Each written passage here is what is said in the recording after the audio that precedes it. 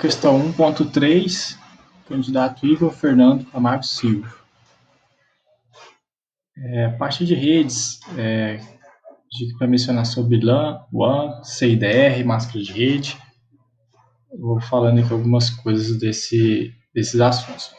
A LAN é uma conexão entre um grupo de computadores, por exemplo, no trabalho, uma LAN house, até mesmo uma casa, você tem dois computadores ali que estão conectados na mesma rede, é uma LAN, Local Area Network. É uma conexão mínima que tem entre dispositivos, né? Não necessariamente, obrigatoriamente, são computadores. Pode ter celular, outros de aparelho, televisão, esses dispositivos de conexões, desde que estejam interligados ali numa mesma rede, é uma LAN, uma rede local e física. O WAN é uma expansão da LAN, quer dizer, Wide Area Network, é uma conexão grande, uma rede de longa distância. Então, por exemplo, a internet em si é uma WAN, é uma rede de longa distância. Poderia ter também uma WAN no escritório, por exemplo, escritório físico, na rede eu tenho a LAN, a minha conexão ali, mas eu poderia ter filiais interconectadas aí no Brasil afora, em outros estados, em outros países, com acesso ao mesmo sistema, por exemplo, todas as coisas da empresa, eu poderia considerar aí uma WAN, uma rede de longa distância, é da minha empresa, mas não deixa de ser uma rede de longa distância, assim como outros serviços, a WAN é como se fosse aí as LANs, as conexões das LANs, só que bem mais abrangente, seria a parte realmente de longo alcance, de longa distância, um network bem mais completo. CIDR envolve bem a parte de redes, vai para a parte de roteamento de classe de IP, o formato como reparte os endereços IPs da rede. Em toda a rede, seja ela local, aqui em casa, aqui no escritório, um provedor de internet, numa grande empresa, numa grande indústria, cada equipamento tem um endereço IP que identifica ele. Esse endereço ele não é único, ele é bem distribuído justamente por questões de limitação, números em si, matemáticos são infinitos, mas os endereços IP, principalmente para a parte de protocolo de internet, como começou a crescer e o pessoal já tinha noção, já tinha todo um estudo por trás, isso começou a ser mais organizado para trabalhar os endereços IPs. Então, por exemplo, na minha rede interna, na rede doméstica, na rede da minha empresa, eu posso ter lá um endereço comum, por exemplo, 192.168.0.1, que eu utilizo numa máquina, e em outro local, na minha casa, por exemplo, eu posso ter esse mesmo endereço IP. O protocolo permite que eu use o mesmo número em outro lugar, não tem problema algum, porque no caminho aí tem vários equipamentos, eu vou ter switch, vou ter roteador, vou ter várias coisas, então não vai atrapalhar a minha comunicação. Mas dentro da minha própria rede, eu também não consigo ter dois endereços iguais. Então, se eu tenho 92.68.0.1, não consigo ter uma outra máquina 92.68.0.1. Tem que ter um outro endereço IP para que ela comunique. Esses endereços também são separados por classes. Então, as classes são classe A, classe B, classe C. A CIDR que ajuda a definir isso, junto com a máscara de rede. As máscaras fazem essa subdivisão, no caso dos blocos de endereço, porque os endereços em si são separados por 8 bits. Eles têm um conjunto de 32 bits com 8 octetos, e aí eles podem variar. Por exemplo, eu posso usar uma rede de 92.168.0.0, que é o endereço da minha rede, com uma máscara a barra 24, por exemplo. Vou poder utilizar dentro dessa minha rede aí 256 endereços IP, que seria toda a minha rede. Eu poderia ter uma rede em um escritório com 256 estações, onde eu vou ter dentro desse bloco já bem definido. O 0 é a minha rede, o final, que é o 255, seria o último endereço, vai ser o meu broadcast, vai fazer alguma configuração de broadcast na rede, Então, o CIDR é para isso, é para fazer a divisão, né, dos endereços IPs. E assim também vale para a parte da internet, que a gente não consegue ter um endereço único para todo site, para todo recurso que a gente estiver utilizando. Então, tem essas divisões, né, que o CIDR faz com os blocos de IPs, tem os que são comuns separados para a rede privada, por exemplo, o bloco 192 a gente utiliza nas redes privadas, 10.0 a gente utiliza na rede privada. Então, são separados, ele define muito bem isso, os blocos de IPs para cada tipo de uso que vai fazer, e principalmente o da internet, que é onde, inclusive, estão esgotando, né, os endereços IPs hoje estão esgotando, porque tem essa limitação, né, que são endereços, a parte que são endereços únicos, que a gente utiliza na internet, então não consegue utilizar o mesmo recurso, o mesmo endereço IP. Então, dentro de cada rede, né, independente do local que seja, um provedor de internet, um escritório, uma outra empresa, posso ter um endereço de internet, né? Se a empresa tem internet, muito provavelmente, tem um endereço, ele pode ser até único, que tem uma definição, uma parte do CIDR, que eu vou ter, né, os tipos de endereço único que eu posso utilizar, e dentro da minha rede eu posso ter novamente aí um bloco de endereços, dependendo de como eu definir com a máscara, né, tipo classe A, classe B, classe C, eu posso ter de 256 endereços, posso colocar uma máscara diferente com /16, vou poder disponibilizar de mais de 60 mil endereços, né, combinações aí diferentes. Posso pôr um /32, é muito comum para deixar a conexão bem restrita entre 2 pontos apenas, então vou ter vou ter apenas o broadcast, a rede e aquele endereço que vai estar liberado. Então, vou utilizar apenas um endereço bem específico. Muito comum para interligar, por exemplo, 2 pontos, que uma rede que esteja só 2 conexões. Tem a diferença na parte de redes, tem os equipamentos, né, que fazem essa conexão. Muito comum são o switch e o router, o roteador. O switch e o roteador, a maior diferença entre os dois aí, o switch ele é feito para receber um pacote e encaminhar um pacote na rede ali para o respectivo destinatário dele. Ele decodifica o cabeçalho, a informação que ele recebeu, ele sabe de quem veio e ele procura para onde vai e entrega apenas para aquele dispositivo.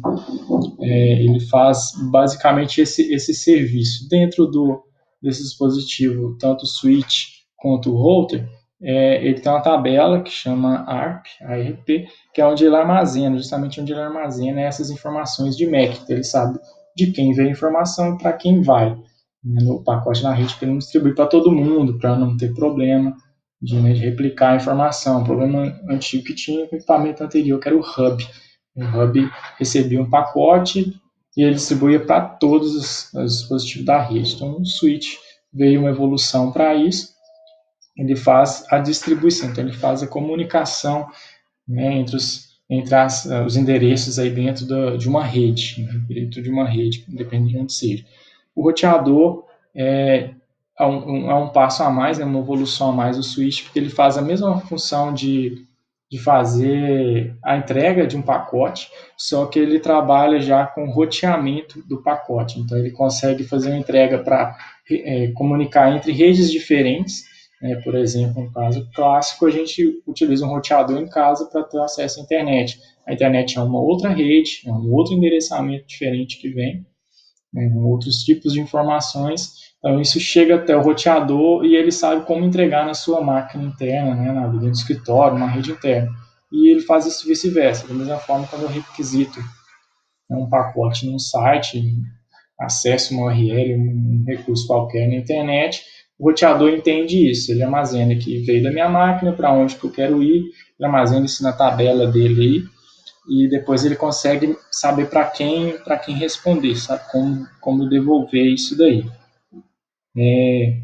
A RP é esse protocolo, onde ele armazena essas coisas. O router, então, ele interliga, né, consegue interligar redes, né, fazer com que elas se comuniquem, redes diferentes se comuniquem. Um switch não, switch eu posso ter vários switches dentro de uma rede, no escritório, mas o switch só em si ele não faz esse tipo de comunicação, né, de roteamento das informações ali. Na parte de redes tem a VLAN, que é uma rede lógica, né, que eu tenho ali a minha LAN, que é a rede física.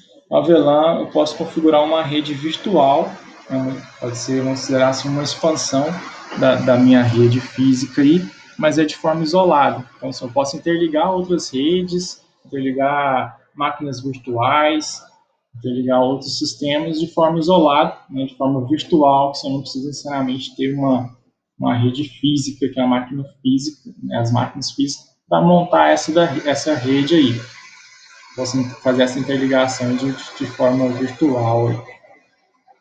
ASN são blocos de endereços da IANA, que é um órgão regulador, né, da internet mundial. Então, esses blocos do CIDR, por exemplo, né, que é a nomenclatura onde ele trabalha como é distribuído, né, os endereços IPs, como a gente vai trabalhar, ele vai dividir ele sobre redes. No caso do ASN, é a parte da internet, é quando ele diz, por exemplo, um provedor de internet, ele vai utilizar tal bloco de endereço, né, você tem acesso aos endereços, um exemplo assim, ele distribui para um provedor ABC, é provedor DAT, a DAT vai ser um provedor de internet.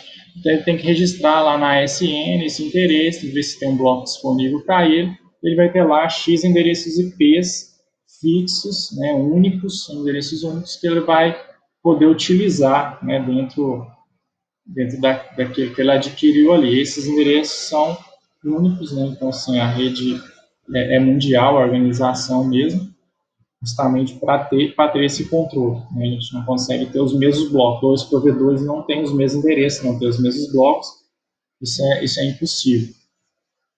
SMB é um protocolo de acesso de compartilhamentos, no caso, de compartilhamento de acesso do Windows. Ele serve, de modo geral, para compartilhamento de arquivo, de impressora, de portas, portas de impressora, por exemplo, né, a própria impressora, como ela é compartilhada, eles usam esse protocolo. É um protocolo que utiliza para fazer esses compartilhamentos. NFS é sistema de arquivo, ele é distribuído, aí ele é para ser utilizado assim, geralmente de forma para o ambiente virtual. Então, assim, os diretórios de computador na rede, né, na forma virtual, um exemplo, no Windows, quando tem uma empresa, por exemplo, eu conecto via RDP, né, no servidor Windows, e vários usuários, vários funcionários conectando nesse mesmo servidor, tem a área de trabalho dele lá. Então, cada usuário, quando ele conecta, né, com suas credenciais, ele tem uma área de trabalho dele, com os diretórios dele, cada espaço. Esse sistema que está por trás é um NFS, ele gerencia isso de forma transparente, né? Ele já entende que se é para ser compartilhado e é específico, ele faz esse trabalho. A camada OSI é referência de uma tabela de regras, né, uma sequência que tem, que é as regras de conexões entre dois dispositivos. Então, são uma pilha de protocolo, como está nesse print aqui, para representar melhor.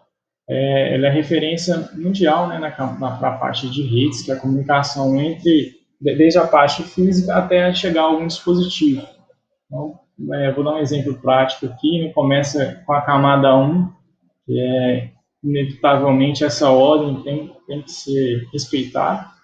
A camada 1 é física, então, independente de tipo físico que seja, uma conexão de fibra, conexão de cabo, essa é aonde inicia, né, a conexão mesmo, e ela começa a passar para a parte física dos equipamentos, né, onde ele faz o trâmite dos dados. Aí já é onde foi mencionado, por exemplo, o switch, o roteador, né, esses equipamentos que vão tratar os dados que estão vindo aqui da conexão física. É o primeiro tratamento que ele vai fazer. E aí segue na sequência para a rede, a camada de transporte, os protocolos que vão fazer essa transferência, as sessões que vão fazer, e começa a vir para a camada de apresentação, que é mais amigável aqui, vamos dizer assim, que é quando vai chegando já no usuário final. a apresentação e a aplicação. A aplicação, por exemplo, a gente já trabalha aqui com DNS, um e-mail, né, envio de e-mail, um acesso via FTP. Então, assim, para eu chegar nesse acesso via FTP, ou para eu carregar uma página para abrir o meu e-mail, eu estou utilizando ali, transparentemente a camada OSI. Eu passei desde a camada física em algum lugar, no caso de um serviço de internet, por exemplo, veio lá de uma rede física, uma conexão via cabo, passou por roteadores, por backbones, por toda uma rede, passou por protocolos de como que aquele pacote vai chegar, se ele é UDP, se ele é TCP, se é um endereço MAC, qual MAC que tem, até chegar no usuário final, na apresentação final aqui para mim. Então, a camada OSI ela é uma referência de são referência para conexões entre dispositivos. Inevitavelmente, acaba passando por todas essas etapas aqui para ter um dispositivo conectado aí. DHCP é o protocolo, um protocolo de TCP/IP, onde que ele define, né, concede, no caso dinamicamente, os endereços IP para as máquinas na rede, seja um escritório, seja, né, numa empresa, seja na minha casa. Eu preciso, não obrigatoriamente, não preciso de um DHCP, obrigatoriamente poderia setar, né, meus endereços, minhas coisas todas manualmente, mas o DHCP está um protocolo feito para isso. Ele vai configurar também o endereço IP, vai configurar um gateway, vai configurar minha máscara de rede, né? Suponha que seja um usuário leigo que tem que configurar um endereço, né, IP de computador na casa dele. Para fazer isso com bastante maestria, ele teria que estudar, né, teria que entender melhor até a camada OSI, teria que entender da parte do CIDR, teria que entender dos endereços IPs, como vai ser distribuído. Eu teria que saber tudo isso. E o DHCP já facilita nesse ponto. Ele posso deixar habilitado, ele vai me entregar o que é adequado àquela rede minha ali. Ou o que tiver predefinido, no caso. Né? No escritório, onde já tem uma predefinição de qual vai ser meu gateway, qual vai ser a máscara e tudo. Isso já está predefinido, a máquina, o dispositivo, né, que seja, qualquer, simplesmente conecta à rede e recebe a informação já dinamicamente que precisa, no protocolo. VPN é um túnel, ele vai interligar, como eu mencionei ali, a VLAN, eu posso fazer, né, eu vou ter as VLANs, a VLAN em si, eu posso ter vários grupos, posso ter pequenos grupos. A VLANs, em geral, seriam assim, uns grupos de computadores, né? São os grupos de computadores. Já a VPN, eu consigo especificar muito melhor esse grupo, consigo dar credenciais a certos acessos, né? A certo grupo eu posso limitar, eu utilizo para limitar essa rede. Eu posso transformar redes que são virtuais, interligar elas como se fossem redes locais. Isso acontece muito quando eu necessito, por exemplo, numa empresa trabalhando remoto, igual está acontecendo muito agora, durante a pandemia, a gente precisa de casa acessar o servidor da empresa. Talvez ele não esteja na nuvem ainda, não esteja virtualizado lá na nuvem, mas esteja no servidor físico, né, dentro do escritório. Eu preciso chegar nessa rede com acesso como se eu estivesse lá dentro, conseguir essa comunicação. Então, não basta só usar uma VLAN, né, eu tenho que usar um VPN, que é onde eu vou fechar essa conexão com uma credencial, né, talvez sejam dados sensíveis, não posso estar com isso aberto, então, ter todo um controle de acesso. A VPN é usada para isso. Ele interliga dois ou mais, né, LANs, mais ambientes virtuais, com credenciais, né, e faz um túnel aí para comunicar como se fosse uma rede local mesmo. Portas registradas e portas efêmeras. A parte de portas, né, na parte de redes, são 3 níveis aqui, são as portas conhecidas, depois as portas registradas e as portas efêmeras. Portas conhecidas são a porta número 1 até a 1024, 1023, na verdade, que são utilizadas, são os serviços mais comuns que a gente tem hoje, tanto de rede quanto de internet, todos são os serviços mais comuns aí. Então, por exemplo, para a porta 53, por exemplo, usar o serviço de DNS. Quando eu envio um e-mail, obrigatoriamente tem uma porta para enviar, pode ser a porta 25, por exemplo, que é de SMTP, porta 587, que é mais nova, com mais segurança agora. O FTP, a porta 21, o CSSH, a porta 22. Então, essas são portas também consideradas assim, portas baixas, portas comuns, são portas conhecidas. Logo após a 1024, né, que é entre a 1024 até a porta 49.151, são portas conhecidas como portas registradas. Né? Essas portas são usadas para algum aplicativo, né, de algum usuário assim, que vai utilizar no sistema computacional. Ele vai utilizar uma porta, ela é usada para esse processo, né, vai abrir um processo, vai estar nesse intervalo, e é uma porta que ela, geralmente são utilizadas para o aplicativo individual, né, quando ele está instalado, assim, uma configuração dele é individual, ele foi instalado ali para funcionar como uma porta que não pode ser das portas baixas, né, mas tem que ter uma porta específica. Então, assim, não quer utilizar uma porta muito comum, mas pode ser uma porta diferente. Por exemplo, se uma porta conhecida, se é a porta 80, né, protocolo HTTP, e eu posso utilizar a 8080, né, comum acessar a porta 8080, que ela está na parte de portas registradas, né, mas não é o acesso comum. Então, eu posso alternar a minha aplicação, meu processo lá para essa porta, se for preciso. E aí, além disso, a partir da porta 49.152 até a 65.535, que é a última porta disponível, são essas portas conhecidas como efêmeras. Eu também conhecido como porta dinâmica, porta privada, e eu também conheço como portas altas. Porta alta. São justamente de número maior, né, mais elevado, e essas portas sim, são selecionadas dinamicamente. Quando você vai abrir uma conexão, depende de como tiver configurado a sua aplicação, o sistema, o processo que você vai utilizar, quando ele vai abrir a conexão, utiliza uma dessas portas, né? Porta FM são essas portas acima da 49.152 até 65.535.